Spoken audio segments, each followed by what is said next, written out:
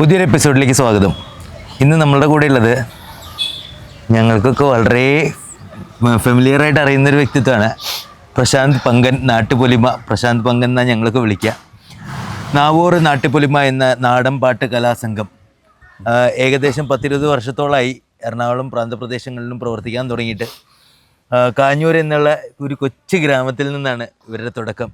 അപ്പോൾ എന്താണ് ഈ നാടൻ പാട്ട്, നിങ്ങൾ ചെയ്യുന്ന നാടൻ പാട്ടിലൊരു ഭയങ്കര വ്യത്യസ്തത ഞാൻ കണ്ടിട്ടുണ്ട്. അപ്പം എന്താണ് അതിൻ്റെ ആ ഒരു ഡീറ്റെയിൽ എന്ന് പറയാം. എങ്ങനെയാണ് ഈ നാടൻ പാട്ടിൻ്റെ ഉറവിടമൊക്കെ നിങ്ങൾ സംസാരിക്കുന്നതൊക്കെ കുറേ കേട്ടിട്ടുണ്ട്, പറയും. നമ്മൾ 22 വർഷത്തോടെ അടുക്കുന്നു ഇപ്പോൾ പ്രവർത്തനം ആരംഭിച്ചിട്ട്. കേരളത്തിൽ 2000-ലധികം നാടൻ പാട്ട് സമിതികളുണ്ടെന്നാണ് പൊതുവെ നമ്മുടെ ഒരു കണക്ക് നോക്കുമ്പോൾ അറിയാൻ കഴിയുന്നത്.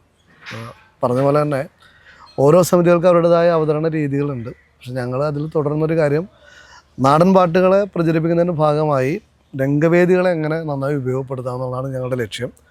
ഒപ്പം തന്നെ നാടൻ പാട്ടുകൾക്കൊപ്പം നമ്മുടെ നാടൻ കലകൾ, നമ്മുടെ നാടോടി വാദ്യതാളങ്ങൾ ഇവയെ കൂടി പ്രൊമോട്ട് ചെയ്യുക എന്നുള്ളതാണ് ഞങ്ങളുടെ പ്രധാനപ്പെട്ട ഉദ്ദേശം. അപ്പോൾ അതുകൊണ്ട് ആ ഒരു തനിമ നഷ്ടപ്പെടാതെ പരമാവധി എങ്ങനെ രംഗവേദികളിലൂടെ ഇതിനെ പ്രചരിപ്പിക്കാൻ കഴിയുമെന്നുള്ളതാണ് ഞങ്ങളുടെ ലക്ഷ്യം. അതാണ് ഞങ്ങളിപ്പോൾ തുടർന്ന് പോയിക്കൊണ്ടിരിക്കുന്നത്. ചില പാട്ടുകളൊക്കെ പാടുമ്പോൾ, ചില നാടൻ പാട്ടുകളൊക്കെ പാടുമ്പോൾ, പ്രത്യേകം കൊയ്ത്തുപാട്ട്, മാണിപ്പാട്ട്, ഇതൊക്കെ പാടുന്ന സമയത്ത് നിങ്ങൾ കുറച്ച് കാര്യങ്ങൾ പറയാറുണ്ട്. അതായത് ഇതൊക്കെ വായ്ത്തരി വഴി പകർന്നു വന്നതാണ്, ഇതൊന്നും എഴുതി വെച്ചിട്ടില്ല എന്ന്. അപ്പോൾ അതിനെ കുറിച്ച് പ്രതികരിക്കാം. നമ്മുടെ നാടൻ പാട്ടുകൾ, ഇപ്പോൾ നാടൻ പാട്ടെന്ന് പറയുമ്പോൾ നമ്മൾ നാട്ടിൽ പാടുന്ന മുഴുവൻ പാട്ടും നാടൻ പാട്ടുകൾ വിഭാഗത്തിൽ പെടില്ല. നാടൻ പാട്ടെന്ന് പറഞ്ഞാൽ വലിയൊരു ലോകമാണ്. നമ്മുടെ ഒരു നാട്ടിലുള്ളത് മാത്രമല്ല, അത് ലോകത്തെല്ലായിടത്തും ആ പാരമ്പര്യമായി കൈമാറി വരുന്ന സംഗീതമാണ് നാടോടി സംഗീതം. ഇപ്പോൾ സൂര്യ പറഞ്ഞ പോലെ തന്നെ ഇപ്പോൾ നമ്മുടെ കൃഷി ആയിട്ട് ബന്ധപ്പെട്ടാണ് നമ്മുടെ കേരളത്തിലെ നാടൻ പാട്ടുകൾ ഏറ്റവും വലിയൊരു വിഭാഗം നാടൻ പാട്ടുകൾ ഉണ്ടായിട്ടുള്ളത്. കൃഷിയായിട്ട് ബന്ധപ്പെട്ടാണ്, കൃഷിയുടെ രീതികളിൽ നിന്നാണ്.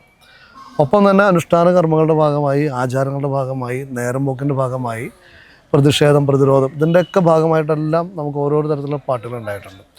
അപ്പോൾ ഈ പാട്ടുകളെ അതിൻ്റെ ഒരു തനതായ ചുറ്റുപാടുകളിൽ ഈ പാട്ടുകൾക്ക് എല്ലാ കാലം നിലനിൽക്കാൻ കഴിയില്ല. അപ്പോൾ നമ്മുടെ വേദികളിലൂടെ ഈ നഷ്ടപ്പെടുന്ന ഈ ഫോക്ലോറിനെ അല്ലെങ്കിൽ സാംസ്കാരികതയെ വീണ്ടും തിരിച്ചു പിടിക്കുക, അല്ലെങ്കിൽ പുതിയൊരു തലമുറയ്ക്കായിട്ട് കൈമാറുക എന്നുള്ളതാണ് നമ്മുടെ ഉദ്ദേശം. ഇപ്പോൾ കൊയ്ത്തുപാട്ടുകളെ കുറിച്ച് പറയുമ്പോൾ തന്നെ കൊയ്ത്തുമായിട്ട് ബന്ധപ്പെട്ട്, കൃഷിയുമായിട്ട് ബന്ധപ്പെട്ട് വിവിധങ്ങളായിട്ടുള്ള തലങ്ങളുണ്ട്. ഇപ്പോൾ കൊയ്യുമ്പോൾ പാട്ടുണ്ട്, മെതിക്കുമ്പോൾ പാട്ടുണ്ട്, അതുപോലെ കറ്റ ചുമക്കുമ്പോൾ പാട്ടുണ്ട്, വിത്തെറിയുമ്പോൾ പാട്ടുണ്ട്, കിളി ഓടിക്കാൻ പാട്ടുണ്ട്. അങ്ങനെ ഓരോരോ തരത്തിൽ 2 വരി കൃഷിയുമായിട്ട് ബന്ധിപ്പെട്ട് ഇപ്പോൾ നമ്മൾ പാടിയാൽ, ഇപ്പം കിളി ഓടിക്കാനായിട്ട് പാടുന്നൊരു പാട്ട് എന്ന് പറയുന്നത് പുലയ കമ്മ്യൂണിറ്റിയുടെ ആചാരമായിട്ട് ബന്ധപ്പെട്ട് പാടുന്ന ഉളിപ്പറ പറന്നയ്യോടി കാളിയെ ഉളിപ്പറ പറന്നേ, ഉളിപ്പറ പറന്നയ്യോടി കാളിയെ ഉളിപ്പറ പറന്നേ, ഉളിപ്പറ പറന്നയ്യോടി കാളിയെ ഉളിപ്പറ പറന്നേ, തെയ്യതക തെയ്യ ഉളിപ്പറ പറന്നയ്യോടി കാളിയെ ഉളിപ്പറ പറന്നേ. ഈ ഒരു പാട്ട് അത്തരം കൃഷിയുമായിട്ട് ബന്ധപ്പെട്ട് കൂടി പാടുന്ന പാട്ടാണ്. കൃഷി രീതികളിൽ ധാരാളം പാട്ടുകളുണ്ട്. പിന്നെ ഒന്ന് ചോദിച്ചത് മാണിപ്പാട്ടിനെ പറ്റി ചോദിച്ചു. മാണിപ്പാട്ട് എന്ന് പറയുന്നത് നമ്മുടെ പറയ കമ്മ്യൂണിറ്റിയുടെ ആചാരകലയാണ് മലവാഴിയാട്ടം. തൃശ്ശൂർ, അതുപോലെ തന്നെ പാലക്കാട്, മലപ്പുറം ജില്ലകളുടെയൊക്കെ ഒരു പ്രത്യേക ഇടത്താണ് ഇത്. പറയ തറവാട്ട് തിരുമുറ്റുള്ള മുല്ലത്തറ എന്ന് പറയുന്ന ഒരു തറയുടെ മുന്നിൽ രാത്രി തൊട്ട് പുലരുവോളമുള്ളൊരു ആചാരകലയാണ് മലവാഴിയാട്ടം. ഇപ്പം മലവാഴിയാട്ടത്തിലെ പ്രധാനപ്പെട്ട കഥാപാത്രം, അവരുടെ മൂർത്തി മലവാഴിയാണെങ്കിൽ മലവാഴിക്കൊപ്പം പ്രാധാന്യമുള്ള കഥാപാത്രമാണ് മാണി മുത്തപ്പൻ. മലബാരത്തമ്മയുടെ നേരാങ്ങളെയാണ് മാണി എന്നാണ് നാടോടി സങ്കല്പം. മാണി ഒരു ഹാസ്യ കഥാപാത്രം കൂടിയാണ്. കയ്യിൽ തോർത്തുമുണ്ടിൽ വിവിധ രൂപങ്ങളുണ്ടാക്കുന്നു, തമാശ പറയുന്നു. നമ്മുടെ ഒരു വിദൂഷകൻ എന്ന് പറയാവുന്നതിൻ്റെ ഒരു നാടോടി രംഗാവതരണമാണ്. അപ്പോൾ അതിൻ്റെ പാട്ടുകൾ നമ്മൾ കാലങ്ങളായിട്ട് വേദിയിൽ പാടാറുണ്ട്. ഈ കലാരൂപം എനിക്ക് തോന്നുന്നു വേദികളിലൂടെ ജനകീയമാക്കുന്നുണ്ടെന്ന് കേട്ടിട്ടുണ്ട്. അതെൻ്റെ ഒരു വായ്ത്താരി. മാണി വരുമ്പോൾ, ഈ കളത്തിലേക്ക് മാണി വരുമ്പോൾ, പടിഞ്ഞാറ്റിൽ നിന്ന് മാണി വരുമ്പോൾ മാണിയെ കൈകൊട്ടി ഇങ്ങനെ താളം പിടിച്ച് പാടിയാണ് മാണി വരുന്നത്. അപ്പോൾ അതിൻ്റെ വായ്ത്താരി താനിന താനിന്നം താനേ താനിന താനിന്നാനേ താനിന താനിന്നം താനം താനേ താനിന താനിന്നാനേ. ഈ ഒരു വായ്ത്താരിലാണ് മാണിയുടെ എൻട്രി, തനതായിട്ടുള്ളൊരു കലയുടെ ഭാഗമായിട്ട്. അപ്പം നമ്മളത് രംഗവേദിയിൽ അവതരിപ്പിക്കുമ്പോൾ രാത്രി തൊട്ട് പുലരുവോളം അല്ലെങ്കിൽ പിറ്റേ ദിവസം ഉച്ച വരെ നടത്തപ്പെടുന്നൊരു കലയെ അതിൻ്റെ ഒരു പ്രധാനപ്പെട്ട ഒരു പോർഷൻ മാത്രമാണ് ഇതിനെ പരിചയപ്പെടുത്തുക എന്നുള്ളതാണ് നമ്മുടെ ഉദ്ദേശം. അപ്പോൾ അതുകൊണ്ട് ആസ്വാദകർക്ക് തൃപ്തിപ്പെടുന്ന തരത്തിൽ, അവർക്ക് പരിചയപ്പെടുത്താവുന്ന തരത്തിലേക്ക് ഈ കലാരൂപത്തെ വേദിയിലൂടെ അവതരിപ്പിക്കുക എന്നുള്ളതാണ്. ഇപ്പോൾ മാണി മുത്തപ്പൻ നമ്മൾ അവതരിപ്പിക്കുന്നുണ്ട്. മലവാഴിയുടെ ഒരു ഭാഗം നമ്മുടെ അവതരണ വേദിയിൽ പലപ്പോഴും അവതരിപ്പിക്കാറുണ്ട്. വട്ടമുടി തെയ്യം അവതരിപ്പിക്കാറുണ്ട്, പന്തക്കാളി അവതരിപ്പിക്കാറുണ്ട്. അങ്ങനെ നിരവധിയായിട്ടുള്ള നാടോടി കലകൾ നമ്മളുടെ വേദികളിലൂടെ നമ്മൾ പരിചയപ്പെടുത്തിയിട്ടുണ്ട്, ഇപ്പോഴും അവതരിപ്പിച്ചു വരുന്നുണ്ട്. ഈ ധാരികനെ വധിക്കുന്ന ഒരു രംഗം, അതായത് മുടിയേറ്റ് നിങ്ങൾ അവതരിപ്പിക്കാറുണ്ട്. ഇന്ന് അവതരിപ്പിക്കുന്നില്ല എന്ന് പറഞ്ഞു, നമ്മൾ സാധാരണ അവതരിപ്പിക്കാറുണ്ട് എന്ന് കേട്ടിട്ടുണ്ട്. അപ്പം അതിനെക്കുറിച്ച് അതെന്താണ്? മുടിയേറ്റ് യഥാർത്ഥത്തിൽ മധ്യകേരളത്തിലെ ഒരു അനുഷ്ഠാന കലയാണ്.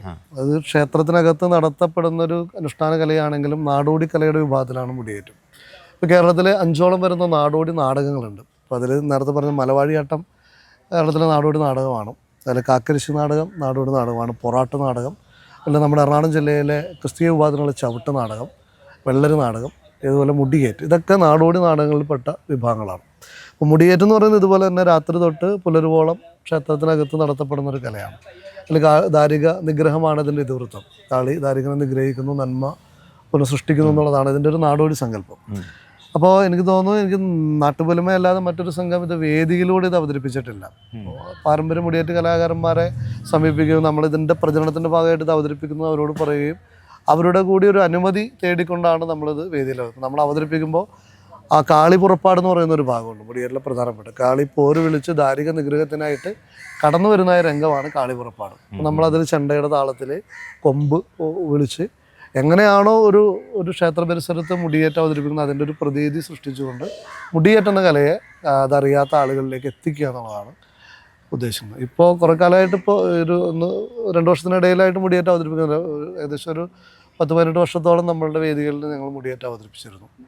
ഇപ്പോൾ ആവശ്യപ്പെടുന്ന വേദികളിൽ നമ്മൾ വീണ്ടും അത് അവതരിപ്പിക്കുന്നുണ്ട്. ഇന്ന് ഈ നാടൻ പാട്ട് കലാരൂപം ശരിക്ക് നാട്ടും പുറങ്ങളിൽ തനത് രീതിയിൽ, അതായത് ശരിക്കും കൃഷി ചെയ്യുമ്പോഴും കാര്യങ്ങളിലൊക്കെ ആണല്ലോ ശരിക്കും ഇതിപ്പോൾ ഒരു നമ്മൾ സ്റ്റേജിന്മേയാണല്ലോ അവതരിപ്പിക്കുന്നത്. പക്ഷെ ശരിക്കും ഇതൊരു കൃഷി ചെയ്യുന്ന സമയത്ത് അല്ലെങ്കിൽ അതാത് കലാരൂപം ഈ അമ്പലങ്ങളിലെ പരിപാടികൾക്ക് അനുഷ്ഠാന കലയ്ക്കായിട്ടാണല്ലോ അവതരിപ്പിക്കപ്പെട്ടിരുന്നത്. ഇന്ന് അത് അന്യം നിന്ന് പോകുന്നുണ്ട് എന്ന് തോന്നുന്നുണ്ടോ?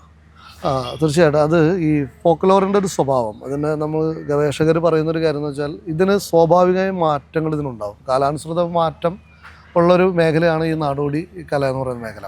ഇപ്പം നമ്മുടെ നാട്ടിലെ ഭക്ഷണ രീതി തന്നെ എടുത്തു നോക്കിയാൽ പണ്ടത്തെ കാലത്ത് ഭക്ഷണ രീതിയിൽ മാറി നമ്മുടെ വസ്ത്രധാരണത്തിൽ മാറ്റം വന്നു. എന്ന പോലെ തന്നെ നമ്മളുടെ കലയിലും അതിൻ്റെ പ്രയോഗത്തിലൊക്കെ കാലികമായ മാറ്റം ഉണ്ടാകും. ഫോക്ലോർ എന്ന് പറയുന്നത് ഒരു തലമുറ മറ്റൊരു തലമുറയ്ക്ക് കൈമാറുന്ന പാരമ്പര്യമായ അറിവുകൾ, നാടൻ പാട്ടുകൾ, നാടോടി താളങ്ങൾ, ഇതെല്ലാം ചേർന്നാണ് ഫോക്ലോർ. അപ്പോൾ തലമുറയുടെ സ്വാഭാവികമായ വളർച്ചയ്ക്കനുസരിച്ച് നമ്മളുടെ ഈ കലയുടെ സ്വഭാവത്തിൽ മാറ്റം വരും. ഇപ്പോൾ കൃഷി, നമ്മുടെ പാടങ്ങളില്ലാതാവുമ്പോൾ കൃഷി സ്വാഭാവികമായിട്ടും ഇല്ലാതാവുന്നു. കൃഷി ഇല്ലാതാവുമ്പോൾ കൃഷിപ്പാട്ടുകൾ ഇല്ലാതാവുന്നു. അപ്പോൾ നമുക്ക് ആ കൃഷിപ്പാട്ടുകളെ മറ്റൊരു തലത്തിൽ അത് പറിച്ചു നടേണ്ടതായിട്ട് വരും. അതിനുള്ള വേദികളായിട്ടാണ് ഇന്നിപ്പോൾ നമ്മുടെ രംഗാവതരണ വേദികൾ ഉപയോഗിക്കുന്നത്. പിന്നെ ഇപ്പോൾ നമുക്ക് നാടൻ പാട്ടുകളെ ഒരു പ്രത്യേകിച്ചൊരു കാറ്റഗറി മാത്രമായിട്ട് നമുക്ക് ഉൾപ്പെടുത്താൻ പറ്റില്ല. നമ്മുടെ ഒരു മനുഷ്യൻ്റെ നിത്യജീവിതത്തിൽ ഓരോ മേഖലയിലും നമുക്കൊരു പാട്ടുണ്ട്. ഒരു കുഞ്ഞുണ്ടാകുന്ന ഘട്ടം മുതൽ അത് വളർന്ന് ഒരു പ്രായം തികഞ്ഞ് മരണപ്പെടുന്നൊരു ഘട്ടം വരേക്ക് ഓരോരോ സന്ദർഭങ്ങളിലും ഒരു പാട്ടുമായിട്ട് അവർ ബന്ധപ്പെട്ട് നിൽക്കുന്നുണ്ട്. ഇപ്പോൾ കല്യാണത്തോടനുബന്ധമായിട്ടുള്ള കല്യാണപ്പാട്ടുകളുണ്ട്, നൂലുകെട്ട് ചടങ്ങിൻ്റെ ഭാഗമുള്ള പാട്ടുകളുണ്ട്, പ്രതിമതിയാകുന്ന സമയത്ത് പാടുന്ന പാട്ടുകളുണ്ട്, അതുപോലെ തന്നെ അവരുടെ ആഘോഷങ്ങളുടെ ഭാഗമായുള്ള പാട്ടുകളുണ്ട്, താരാട്ട് പാട്ടുകളുണ്ട്. ഒരാൾ മരണപ്പെട്ടാൽ മരണപ്പെട്ട വ്യക്തിയെക്കുറിച്ച് പാടുന്ന ചാക്കാട്ട് പാട്ടുകൾ ഉൾപ്പെടെ നാടൻ പാട്ടുകളുടെ വിഭാഗത്തിൽപ്പെട്ട പാട്ടുകളാണ്. അത്ര വലിയൊരു ലോകം ഇതിൻ്റെ പിന്നിലുണ്ട്. പിന്നെ ഒന്ന്, ഇത് ഏതെങ്കിലും പ്രത്യേക മതത്തിൻ്റെ മാത്രം പാട്ടുകളായിട്ട് നമുക്കങ്ങനെ ചുരുക്കി കാണാനും കഴിയില്ല. അപ്പോൾ എല്ലാ മതങ്ങൾക്കും അവരുടേതായിട്ട് നാടോടി സംഗീതമുണ്ട്. മാപ്പിളപ്പാട്ടുകളുണ്ട്, ക്രിസ്തീയ സമൂഹത്തിനിടയിൽ പാട്ടുകളുണ്ട്, ഹിന്ദു വിഭാഗത്തിനിടയിൽ പാട്ടുകളുണ്ട്. സമൂഹത്തിലെ അനാചാരങ്ങളെ ചോദ്യം ചെയ്യുന്ന അല്ലെങ്കിൽ ഇത്തരം മതപരമായിട്ടുള്ള അനാചാരങ്ങൾ ഉൾപ്പെടെ ചോദ്യം ചെയ്യുന്ന പാട്ടുകൾ നാടൻ പാട്ടുകളാണ്. ഭക്തിയുടെ പാട്ടുകളോടൊപ്പം തന്നെ അതിനെ നിഷേധിക്കുന്ന പാട്ടുകളുമുണ്ട്. എല്ലാത്തരം പാട്ടുകളും ചേർന്നതാണ് നമ്മുടെ ഈ നാടോടി പാട്ടുകളുടെ വലിയ ലോകം. ഈ നാടൻ പാട്ടിനെ മണിച്ചേട്ടൻ്റെ പാട്ടുകളാക്കി അല്ലെങ്കിൽ അരങ്ങിൽ ആ തനതായിട്ടുള്ള വാദ്യ ഉപകരണങ്ങളൊന്നും ഇല്ലാതെ പുതിയ ഉപകരണങ്ങളൊക്കെ വെച്ച് ഈ നാടൻ പാട്ടിൻ്റെ ആ ഒരു റിച്ച്നെസ് ചോർന്നു പോയോ എന്ന് തോന്നല്ലേ ഉണ്ടോ? അല്ല, അങ്ങനെ അതിപ്പോൾ നമ്മൾ ഈ മാറ്റങ്ങൾ സ്വാഭാവികമായിട്ടും നമ്മൾ അംഗീകരിക്കണം. കാലാനുസൃത മാറ്റങ്ങൾ എല്ലാ മേഖലയിലും വരുന്നുണ്ട്. നമ്മുടെ കൂട്ടാളികൾ പല സംഘങ്ങളും കലാകാരന്മാരും എല്ലാം ഏറ്റവും മോഡേണായിട്ട് ഇതിനെ അവതരിപ്പിക്കുന്ന ആളുകളുണ്ട്. അത് അവരുടെ ഒരു സ്വാതന്ത്ര്യമാണ്, അവരുടെ ഒരു പുതിയ ശൈലി അവർ പരീക്ഷിക്കുന്നു. ഞങ്ങൾ പക്ഷേ അതിൽ നിന്ന് വിഭിന്നമായിട്ട് ഞങ്ങളുടെ ഒരു ശൈലി ഇതിനെ തനിമ ചോരാതെ എങ്ങനെ നിലനിർത്താം, എങ്ങനെ പുതിയ കാലത്തേക്ക് ഇതിനെ മാറ്റിയെടുക്കാം, തനിമ ചോരാതെ എങ്ങനെ പുതിയ ലോകത്തേക്ക് ഇത് അവതരിപ്പിക്കുക എന്നാണ് ഞങ്ങളുടെ ഉദ്ദേശം.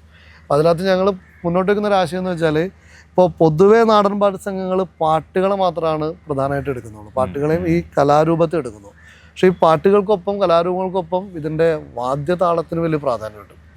വാദ്യതാളത്തിനും പ്രാധാന്യമുണ്ട്, വാദ്യങ്ങൾക്കും പ്രാധാന്യമുണ്ട്. എനിക്ക് തോന്നുന്നൊരു 100-ലധികം നാടോടി വാദ്യങ്ങൾ നമുക്കിടയിൽ തന്നെയുണ്ട്. പക്ഷേ എത്രത്തോളം വാദ്യങ്ങൾ നമുക്ക് സമൂഹത്തിലെ ആളുകൾക്ക് തിരിച്ചറിയാൻ കഴിയുന്നുണ്ട്. അപ്പോൾ ആ വാദ്യങ്ങൾ ഇപ്പോൾ നമ്മളുടെ പ്രോഗ്രാമിൽ തന്നെ ഇപ്പോൾ നമ്മൾ ഉപയോഗിക്കുന്ന വ്യത്യസ്തമായ നാടോടി വാദ്യങ്ങൾ ധാരാളമുണ്ട്. ഇപ്പോൾ ബംഗാളി ഉപകരണം എക്താര എന്ന് പറയുന്ന ബംഗാളി തന്ത്രിവാദ്യം നമ്മൾ ഉപയോഗിക്കുന്നുണ്ട്. പറയ കമ്മ്യൂണിറ്റിയുടെ മരം, അതിൻ്റെ ഒരുപാട് താളങ്ങളുള്ള മരം നമ്മൾ ഉപയോഗിക്കുന്നുണ്ട്. അതിനൊപ്പം കുഴൽ, സുഷിരവാദ്യമായ കുഴൽ ഉപയോഗിക്കുന്നു. വയനാട് ജില്ലയിലെ ട്രൈബൽ കമ്മ്യൂണിറ്റിയുടെ പാട്ടുകൾ പാടുമ്പോൾ അവരുടെ തനതായ തുടി ഉപയോഗിക്കുന്നു, അവരുടെ തന്നെ താളം. അതിനകത്തും ഈ കുഴൽ പോലെ തന്നെ അവരുടെ പീക്കി എന്ന് പറയുന്ന, ചീനി എന്ന് പറയുന്ന സുഷിരവാദ്യമുണ്ട്, അത് ഉപയോഗിക്കുന്നുണ്ട്. കൊമ്പ് നമ്മൾ ഉപയോഗിക്കുന്നുണ്ട്. അതുപോലെ തന്നെ അട്ടപ്പാടിയിലെ ഇരുള കമ്മ്യൂണിറ്റിയുടെ പെറെ, ധവിലി ഇങ്ങനെയുള്ള ഉപകരണങ്ങൾ നമ്മൾ ഉപയോഗിക്കുന്നുണ്ട്. ചിന്ത് ഉപയോഗിക്കുന്നുണ്ട്. അങ്ങനെ നമുക്ക് സമാഹരിക്കാൻ കഴിയുന്നു. ഇപ്പോൾ വള്ളുവനാട്ടിലെ പറ എന്ന് പറയുന്ന ഇൻസ്ട്രുമെൻ്റ് നമ്മുടെ കയ്യിലുണ്ട്. പിന്നെ ചെണ്ട, തകിൽ, അങ്ങനെ കോമൺ ആയിട്ടുള്ള ഇലത്താളം, അതുപോലെ തന്നെ ജാൽറ എന്ന് പറയുന്ന ഒരു വ്യത്യസ്തമായൊരു ഉപകരണം. സമാഹരിക്കാൻ കഴിയുന്ന പരമാവധി ഉപകരണങ്ങൾ നമ്മളുടെ വേദികളിൽ നമ്മൾ എത്തിക്കുകയും അത് പഠിക്കുകയും അത് അവതരിപ്പിക്കുകയും ചെയ്യുന്നതാണ്. മറ്റു സംഘങ്ങളിൽ നിന്ന് ഞങ്ങൾ വ്യത്യസ്തരാകുന്ന അങ്ങനെയാണ്. പക്ഷെ ഞങ്ങളുടെ മുന്നേ നടന്നു പോയിട്ടുള്ള, ഞങ്ങൾക്ക് വഴികാട്ടുള്ളതായിട്ട് കുറേ സംഘങ്ങളുണ്ട്. ഇപ്പോൾ കരിന്തലക്കൂട്ടം പോലുള്ള സംഘങ്ങളെല്ലാം തനതായിട്ടുള്ള ഉപകരണങ്ങൾ ഉപയോഗിച്ച് അവതരിപ്പിക്കുന്ന സംഘം. അപ്പം അങ്ങനെ അവരിൽ നിന്നൊക്കെ ഒരു മാതൃകയായിട്ടാണ് ഞങ്ങൾ കൃത്യമായിട്ട് അതിലൂടെ വരുന്നത്. പല സമിതികളും പുതിയ രീതികളിലേക്ക് എളുപ്പം പോകുമ്പോൾ ഞങ്ങളിപ്പോഴും ആ പഴയ രീതി തുടരുന്നു. പരമാവധി എത്രത്തോളം പഴയ വാദ്യങ്ങളിലേക്ക് പോകാമെന്നുള്ളതാണ് നമ്മൾ ഉദ്ദേശിക്കുന്നത്. നാടൻ പാട്ട് എന്ന് പറയുന്നതൊരു വലിയ സാഗരം, ഇനിയും നമുക്ക് ഒരുപാട് കേൾക്കാനുണ്ട് എന്നുള്ളത് ഇത്രയും സംസാരിച്ചതിൽ നിന്ന് മനസ്സിലായല്ലോ. അപ്പോൾ ഇവരുടെ കളരിയിൽ ഒരു ദിവസം നമ്മൾ വീണ്ടും കൂടുന്നവരെ തൽക്കാലം ഈ എപ്പിസോഡ് നമ്മളിവിടെ വൈൻഡപ്പ് ചെയ്യുന്നു. നന്ദി, നമസ്കാരം. കൂടുതൽ വീഡിയോകൾക്കായി ചാനൽ സബ്സ്ക്രൈബ് ചെയ്യുക, ബെൽ ബട്ടണും അമർത്തുക.